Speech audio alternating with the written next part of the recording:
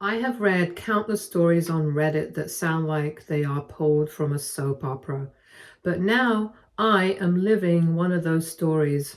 I never thought my life could fall apart so completely, and yet here I am. I need to share what happened to me and maybe, just maybe, figure out if I did the right thing. I, 30 female, was married to Philip, 30 male. We met in college, fell in love, and got married right after graduation. Philip was my best friend, my partner, and the person I thought I would grow old with. We had so many plans, traveling the world, starting a family, building a life together. It all felt perfect until it was not. After 3 years of marriage, we decided to start trying for a baby. I've always wanted to be a mom, and I could not wait to have little ones running around our home. We started trying right away, and we were very optimistic. But month after month, nothing happened. Each negative test felt like a punch to the gut, and I could not shake the anxiety that kept growing. After 2 years of trying, I had a gut feeling something was off. I brought up the idea of seeing a doctor, but Philip was not exactly excited about it. He kept saying things like, "These things take time," and "let's not worry too much." Still, I could not shake the urge to get some answers. Finally, he gave in and we both went for some tests. The news broke my heart. I had a condition that made it very hard to get pregnant naturally. The doctor told me my chances of having a successful pregnancy were almost zero. Hearing that hit me hard. I had always wanted to be a mom, and in a moment, that dream was gone. I sobbed the whole way home. How would I break the news to Philip? Or even worse, to Martha, my mother-in-law. Martha had always been fixated on having grandchildren. At every family event, she would say things like, "When will you give me a grandbaby?" Or, "A house isn't complete without the sound of little feet." That night, I sat Philip and Martha down and told them everything. I was shaking as I spoke, trying to hold myself together. I barely got through my explanation before Martha started sobbing, loud, dramatic cries about how her dreams of being a grandmother were over. She did not even ask how I was feeling. Philip did not react at first. He just sat there staring at the floor. I thought he was in shock and needed time to process, but then he stood up, left the room, and came back 10 minutes later holding a stack of papers. Divorce papers. The moment Philip handed me those papers, I remember being completely blindsided. How could he possibly have them ready so quickly? At first, I thought maybe he had some generic forms lying around, something he had grabbed in a fit of impulsive anger. But the more I looked at them later, the clearer it became that they were not a rushed decision. These were not blank templates or hastily printed forms. They were detailed, prepared, and even notarized in places. It did not take long for the horrible realization to hit me. He had these drawn up ahead of time. Philip must have been planning this, waiting for the moment he felt justified to use them. It is a gut-wrenching to think back on it. While I was stressing about fertility treatments and researching doctors to give us a chance at parenthood, he was meeting with an attorney. He was ready to throw our marriage away the moment things got hard. No discussion, no compromise, just an escape route. I will never know exactly how long he had them or what went through his mind as he kept them hidden. Did he plan for this moment?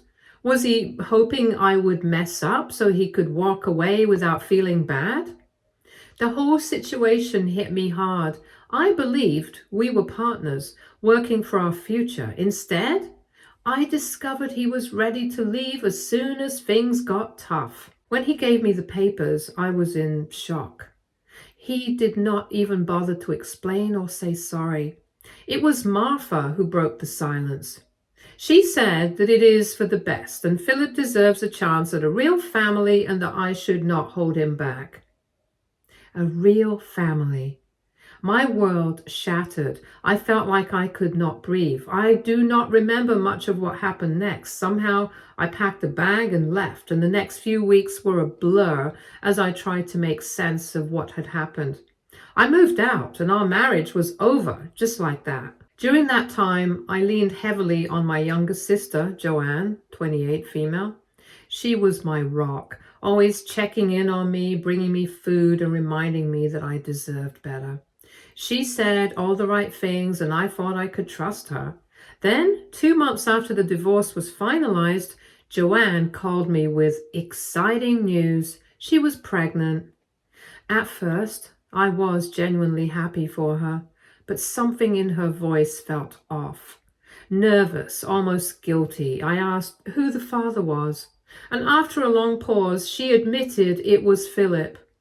She talked about how things just happened between them during what she called a difficult time in all of our lives. She said they had not planned for any of it, but their connection had grown over time.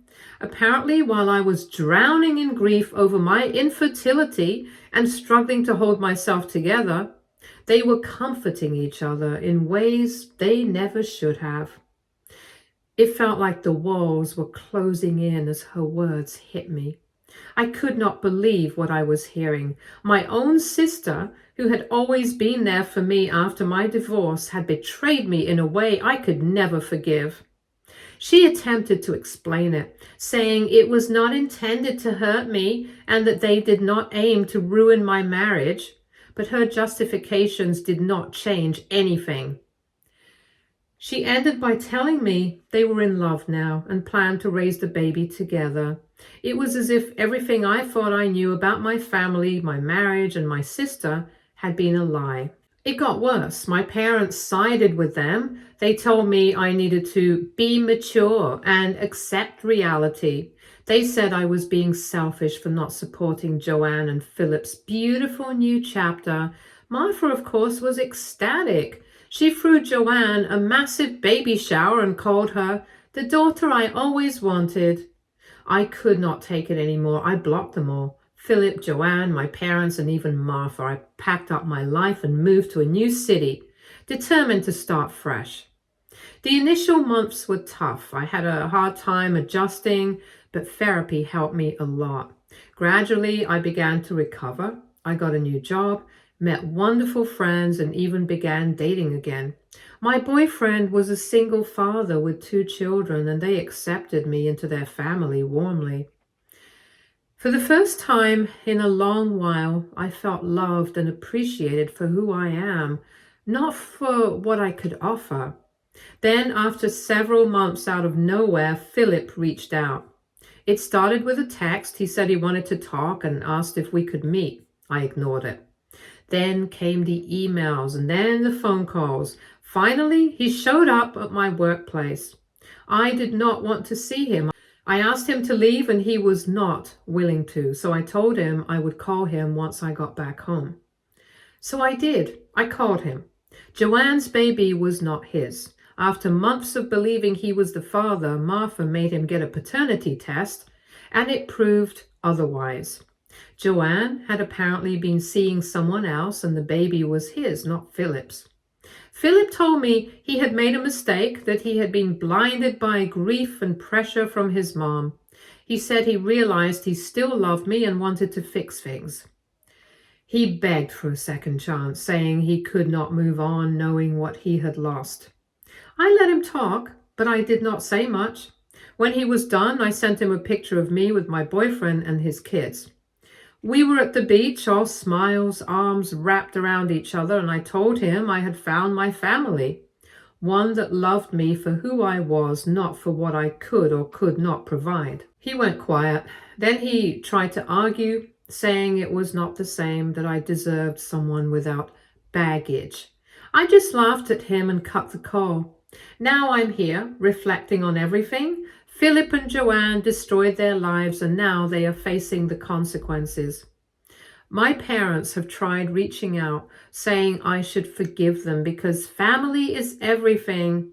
But I have built a life I'm proud of, and I do not feel like I owe them anything. Still, part of me wonders if I'm being too harsh.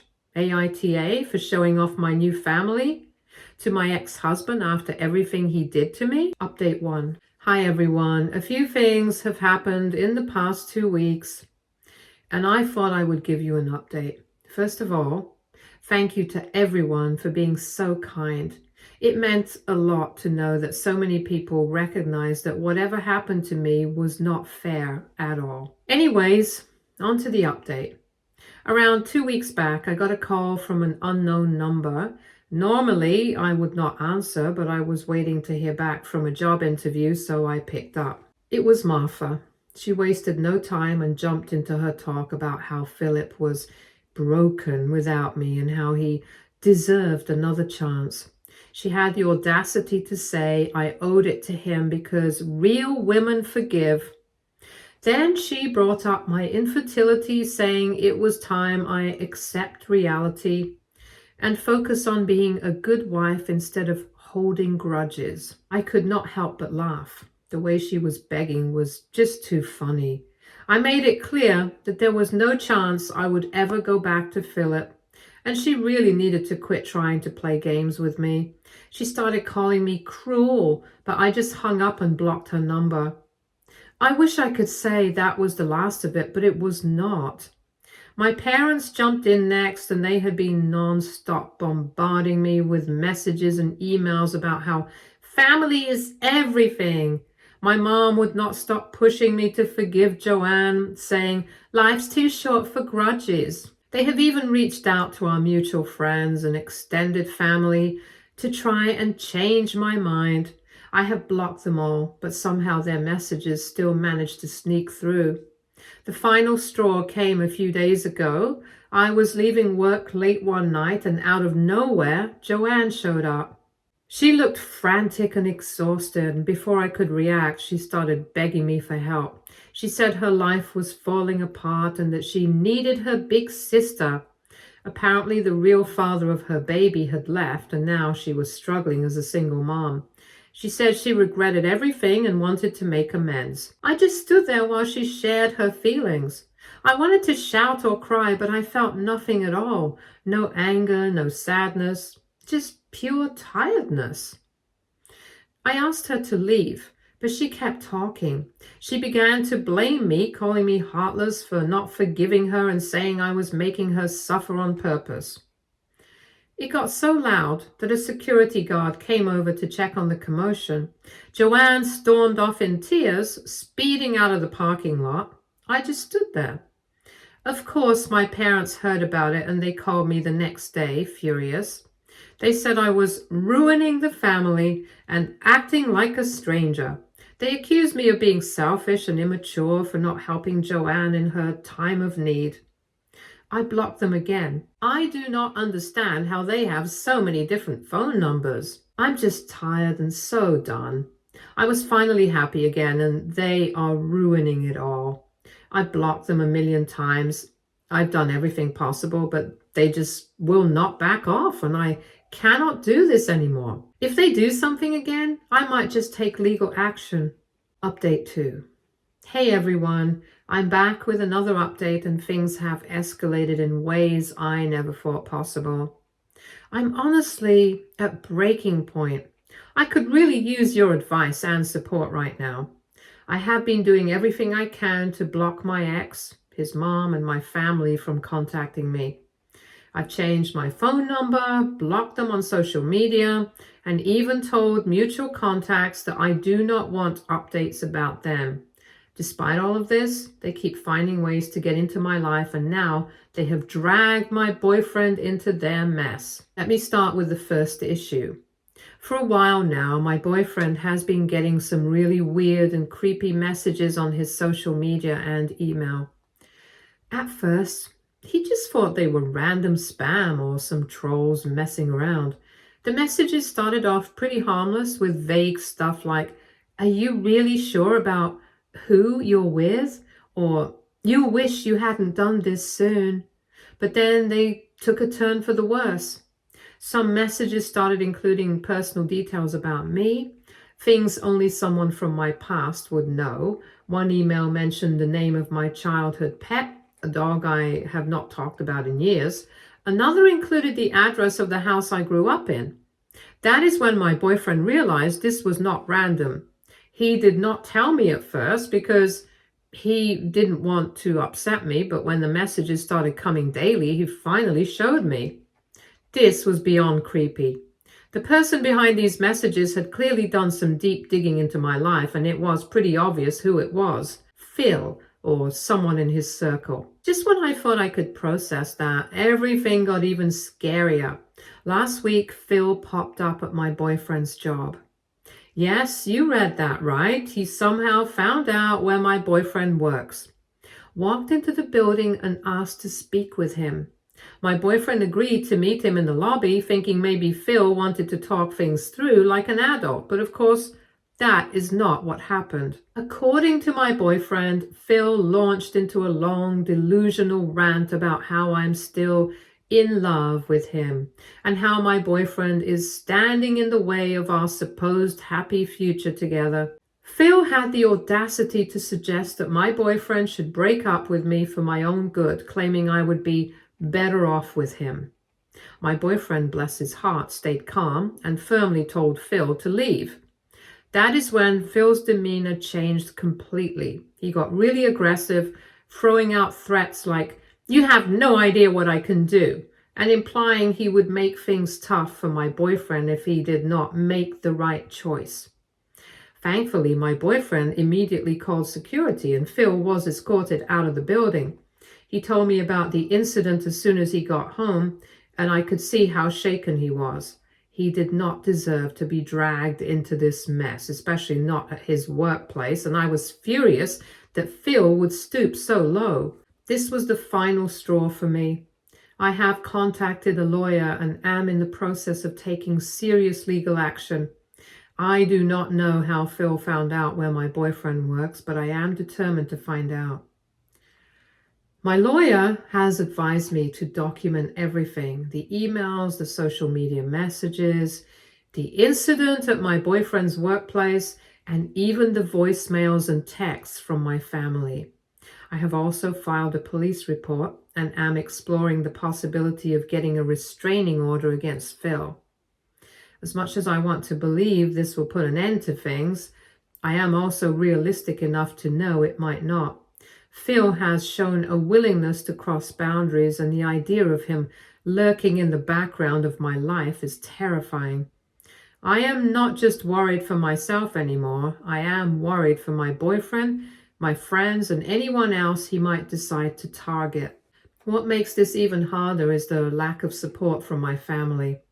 Instead of being appalled by Phil's behavior, they have doubled down on their narrative that I am the problem.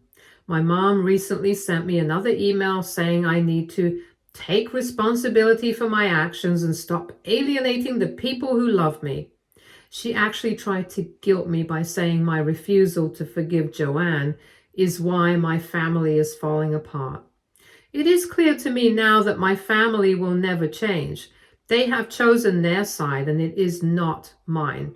As much as it hurts, I have accepted that I cannot have a relationship with them, not if I want to protect my peace and sanity. I wish I could say I'm handling this well, but the truth is, I'm exhausted. I have worked so hard to rebuild my life after everything Phil and Joanne put me through, and it feels like they are trying to tear it all down again. But I refuse to let them win. Update 3. Hey everyone, I'm back with another quick update. It has been about 2 weeks since my last post, and while I hoped things would quiet down, life had other plans. This situation just keeps getting messier, and I am struggling to figure out the right thing to do. So a few days ago, I got a call from a mutual friend of mine and Joanne's. Apparently, Joanne has been completely missing in action for the last week and a half. She left her child, my nephew, with our parents and has not contacted anyone since. From what I have been told, she did not leave any explanation or a timeline for when or if she plans to come back. My parents are now stuck taking care of the baby, and according to my friend, they are absolutely losing their minds. They've been trying to contact me nonstop, calls, emails, messages through mutual acquaintances, you name it. They are begging me to step in and help because they do not know what to do. Honestly, I am at a loss. Part of me feels bad for them, especially for my nephew, who did not ask for any of this chaos. He is innocent in all of this, and it breaks my heart to think of him being caught up in such a dysfunctional situation. But at the same time, I don't think any good will come from letting my parents back into my life.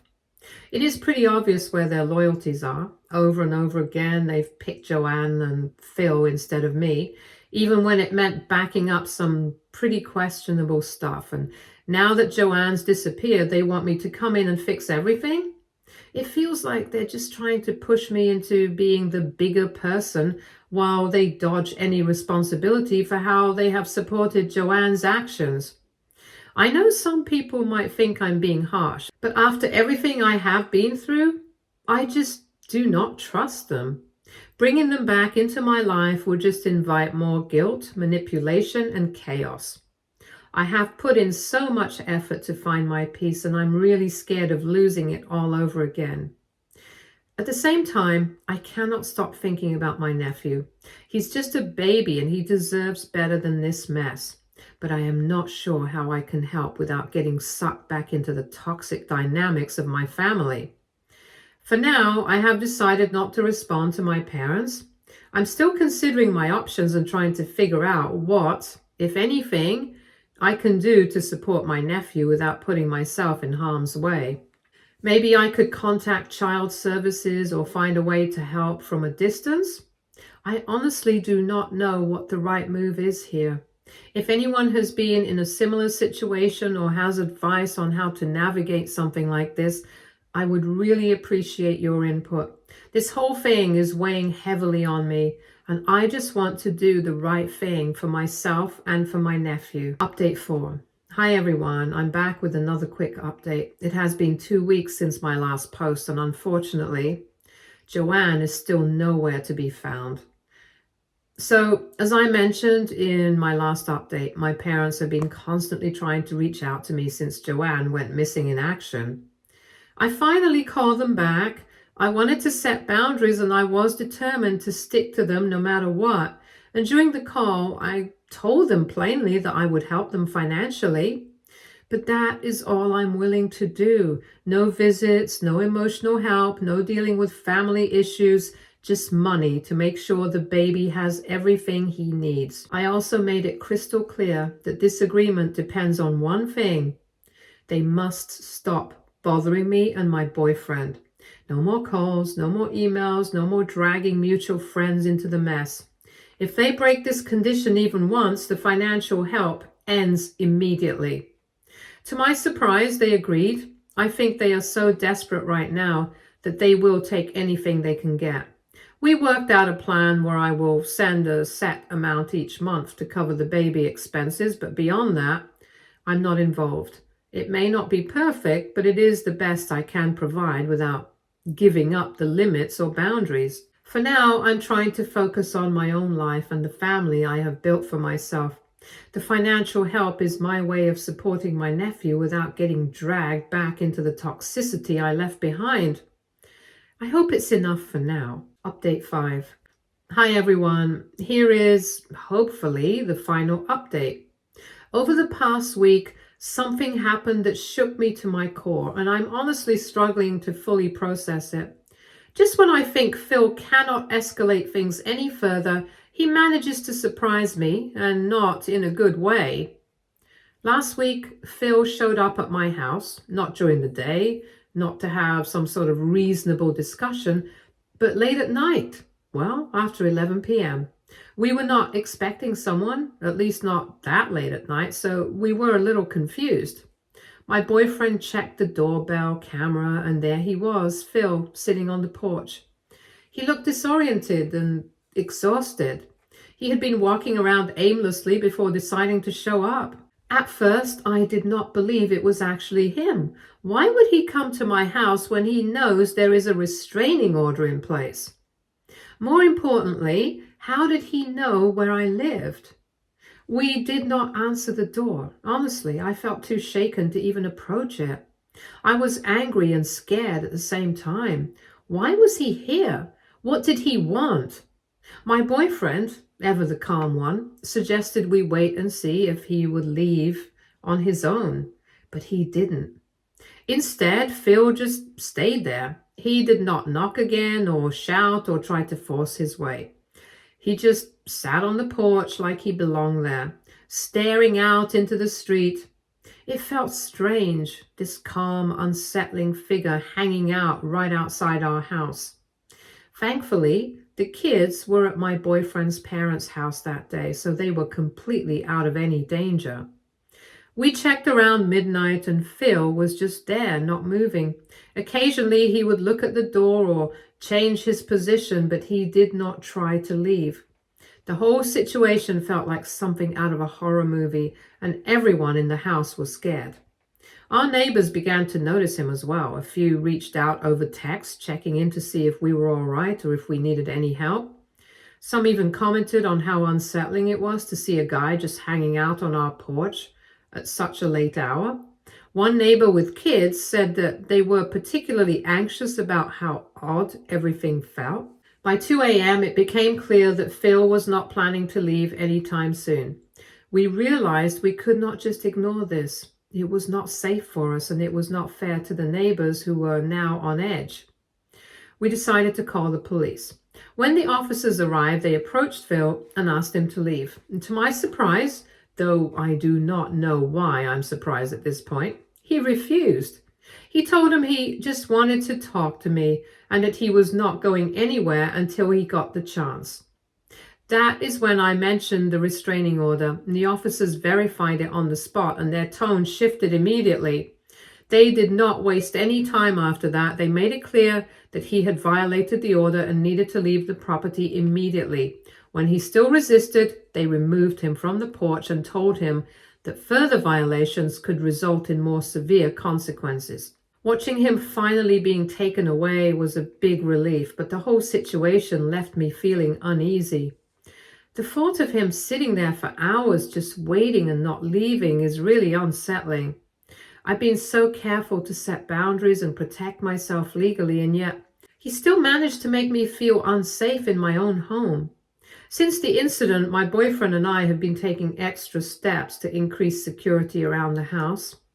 We are installing motion sensor lights, upgrading the locks, and looking into a more advanced security system. I do not want to live in fear, but I also do not want to underestimate what Phil might do next. What really gets to me is how bold he has become. He was fully aware of the restraining order and he knew the consequences of showing up at my place. Yet he went ahead and did it anyway.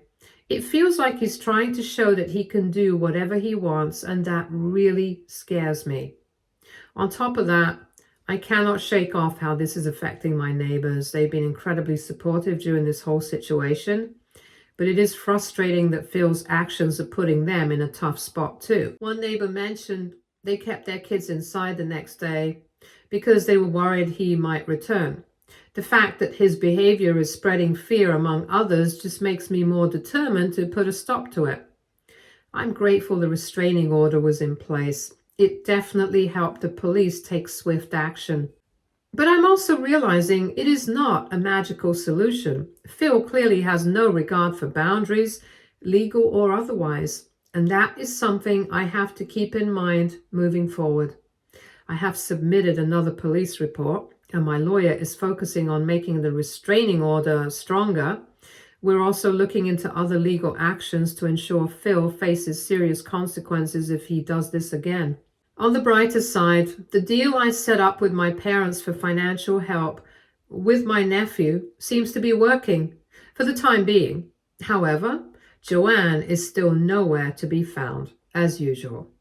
With everything that happened in the last few months, I was sure my boyfriend would decide to break up with me because he has 2 small kids and who would want to put them through so much drama? But he stood by me through it all, and I'm so grateful. His kids still love me a lot, and that is the sweetest thing ever. Hopefully, things will die down a little for now. I cannot take this anymore. Anyways, thank you to everyone for your kind comments. It really means a lot. Stay tuned for more stories from our girl relationships.